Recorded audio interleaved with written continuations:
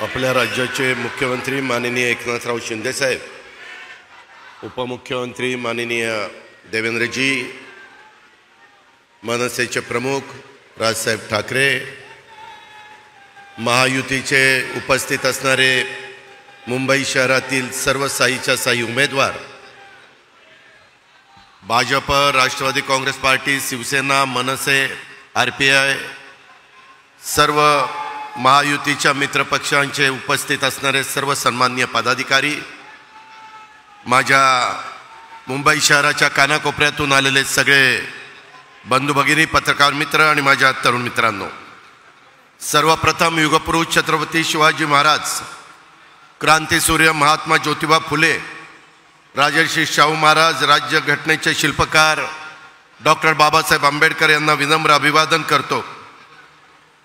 मित्रांनो, आज लोकसभा निवडणुकीचा हा शेवटचा 5वा टप्पा महाराष्ट्र पार पाडतोय।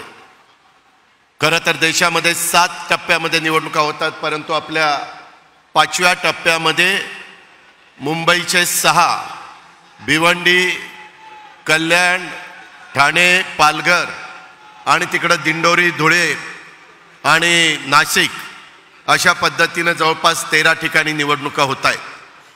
13च्या 13 ठिकाणी महायुतीचे उमेदवार धनुष्यबाण आणि कमळ ह्या दोन्हीपैकी एक चिन्ह घेऊन उभे आहेत।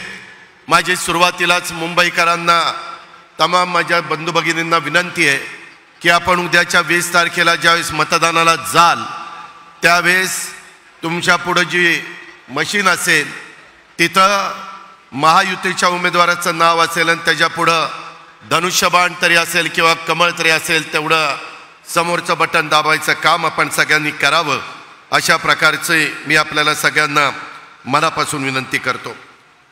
मित्रांनो, शिवाजी पार्क हे एक ऐतिहासिक मैदान आहे।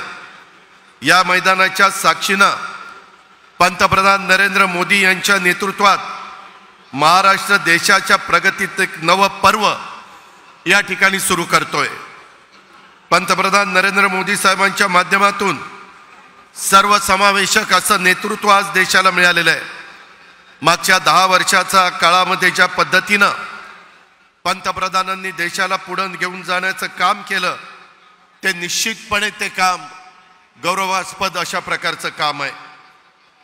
मोदी साहेबांचं कणखर नेतृत्वच पुढच्या काळात देखील तुमच्या माझ्या भारत देशाला प्रगतीच्या शिखरावर घेऊन जाणार आहे आणि हा निर्धार इथल्या सर्वसामान्य जनतेने केला आहे आणि म्हणूनच त्यांना 3ऱ्यांदा आपल्या देशाचं पंतप्रधान करण्याचा संकल्प आपण सर्वांनी करायचा आहे। माझी आपल्याला विनंती आहे की आता सध्या विरोधकांना कुठला विकासाचा मुद्दा राहिला नाही।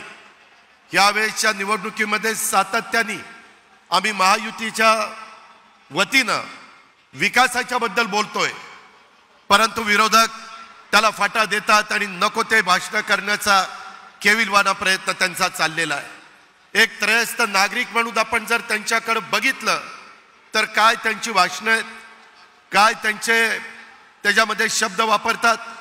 अरे, आपल्या महाराष्ट्राला सुसंस्कृत महाराष्ट्र म्हणून ओळखलं जातं।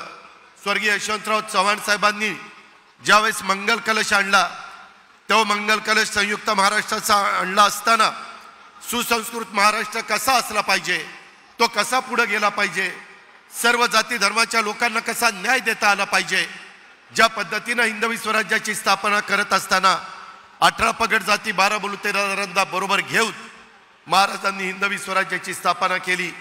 त्याच रस्त्याने आपल्याला सगळ्यांना पुढे जायचं आहे आणि मुख्यमंत्री असतील, उपमुख्यमंत्री असतील, आम्ही महायुतीच्या सरकारमधले सगळे घटक पक्ष असू किंवा देशाचे पंतप्रधान असतील, ह्या सगळ्यांची भूमिका तीच आहे।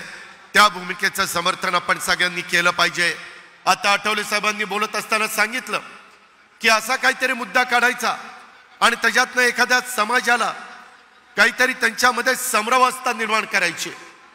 10 वर्षामध्ये देशाच्या पंतप्रधानांनी कधी उलट संविधान दिन साजरा करायला सुरुवात केली आणि अशा पद्धतीनं त्यांनी साजरा करत असताना संविधान बदलण्याची भाषा हे सगळेजण करतायत। हे कुठेतरी थांबलं पाहिजे आणि ते पवित्र काम तुमच्या प्रत्येकाच्या मतामध्ये आपण 20 तारखेला सकाळी 7 वाजता जाऊन जर मतदान केलं तर यांना जशाच तसं उत्तर आपल्याला देता येईल आणि विरोधकांना विरोधकांची जागा त्या ठिकाणी दाखवता येईल अशा प्रकारची अपेक्षा आणि विनंती मी आपल्या सर्व सहकाऱ्यांना करतो।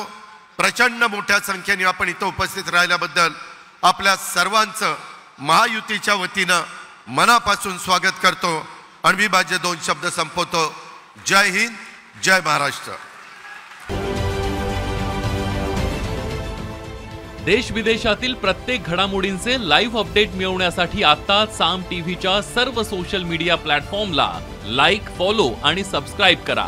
तसंच सर्व नोटिफिकेशनसाठी बेल आयकॉन प्रेस करायला विसरू नका।